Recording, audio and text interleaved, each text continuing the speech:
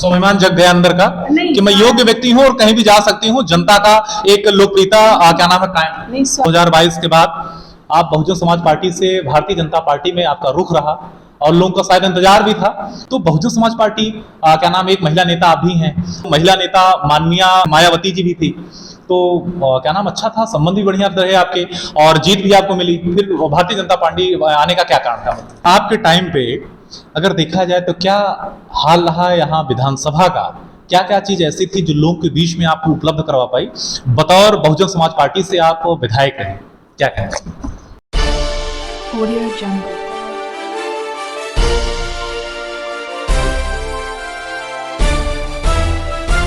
Audio Jungle.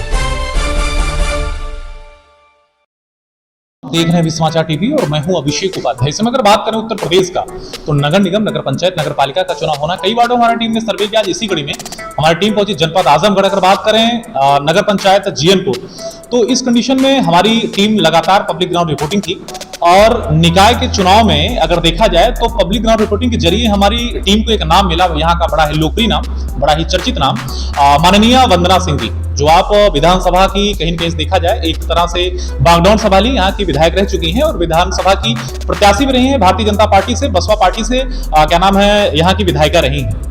मेरे साथ बैठी हैं, इससे मुझे वार्ता करना, विकास बिंदुओं पर जानना है कि आखिरकार क्या नाम आपके टाइम के बाद में स्थितियां क्या है इस नगर के बारे में और विकास बिंदुओं के बारे में। मैं मेरे चैनल में आपका बहुत बहुत स्वागत। बहुत बहुत धन्यवाद अभिषेक जी। बात करें अगर विकास बिंदुओं पे तो क्या कहना चाहेंगी? एक्चुअल में आपका मुझे लगता है सन 2017 से 2022 तक आप यहाँ की क्या नाम है विधायिका रही हैं। यहाँ की कार्यपाल क्या नाम है कार्यवाहक के रूप में आपने देखा है इस विधानसभा को।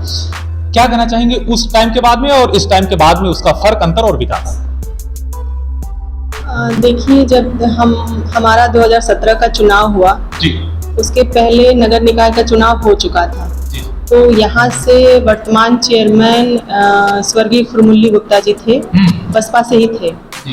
तो काफी उन्होंने मेहनत करके जो नगर में विकास करने का था, लाइट लगाने का था, खंबे करने के थे, जो भी नाली खड़ंजे, जितना सरकार में, क्योंकि हम लोग थे नहीं उस समय, सपा की सरकार थी, और जितना उनके बस में था उन्होंने किया जी। उसके बाद फिर नगर निकाय का चुनाव हुआ तो यहाँ से निर्दल प्रत्याशी हरशंकर यादव जीत गए। तो उनके कार्यकाल को 5 साल आप इस नगर निकाय में जिससे भी पूछेंगे तो लोग बेहतर बताएंगे कि उनका 5 साल का कार्यकाल कैसा रहा। मतलब सबके मुंह से यही आवाज आएगी कि उन्होंने कुछ किया ही नहीं। पैसे के बल पे चुनाव जीता और फिर पैसे के बल पे चुनाव जीता तो उनका ये कहना था कि मैंने तो वोट खरीदा है तो मुझे विकास करने की जरूरत है ही नहीं। तो इस तरह से फिर इस समय चुनाव हो रहा है। भारतीय जनता पार्टी भी लड़ रही है, बसपा का कैंडिडेट भी लड़ रहा है, निर्दल भी लड़ रहे हैं, कांग्रेस भी लड़ रही है, समाजवादी यहाँ से फ्री फाइट के लिए छोड़ दिया है, वो नहीं लड़ रही है। तो हमारे टोटल 16 या 17 कैंडिडेट हैं हमारे साथ यहाँ पे। 16 कैंडिडेट यहाँ पे चेयरमैन के लिए दावेदारी कर रहे हैं और लड़ रहे हैं। आपके टाइम पे अगर देखा जाए तो क्या हाल रहा यहाँ विधानसभा का, क्या क्या चीज ऐसी थी जो लोगों के बीच में आपको उपलब्ध करवा पाई? बतौर बहुजन समाज पार्टी से आप विधायक हैं, क्या कहें? देखिए, पिछले चुनाव के 2021 नवंबर में हमने भारतीय जनता पार्टी ज्वाइन किया और उसके बाद से लेकर के नगर की स्थिति हो चाहे विधानसभा की स्थिति हो, चूँकि यहाँ पे हम लोग 10 सीटों हार गए थे, 10 सीट हार गए थे। उसके बाद हमारे यहाँ बाई इलेक्शन आजमगढ़ में सांसद का चुनाव रहा, उसमें निरहू जी को हम लोगों ने जीत दिलाई।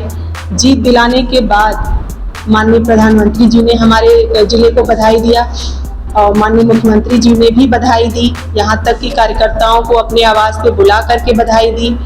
और उसके बाद यहाँ से जो भी डिमांड, चाहे सांसद के द्वारा हो चाहे हम लोगों द्वारा हो, जो भी प्रस्ताव हम लोगों ने दिया उस काम को कराने का माननीय महाराज जी ने काम किया है। 2022 के बाद आप बहुजन समाज पार्टी से भारतीय जनता पार्टी में आपका रुख रहा और लोगों का शायद इंतजार भी था। तो बहुजन समाज पार्टी क्या नाम, एक महिला नेता आप भी हैं, महिला नेता माननीय मायावती जी भी थी, तो क्या नाम अच्छा था, संबंध भी बढ़िया रहे आपके और जीत भी आपको मिली। फिर भारतीय जनता पार्टी आने का क्या कारण था? देखिए, आने का कारण एक था, आप लोगों के चैनल के माध्यम से ही एक न्यूज़ चलाई गई थी। कुछ विधायक उसमें हमारी पार्टी से गए थे मिलने के लिए माननीय अखिलेश जी से, इसमें मैं नहीं गई थी।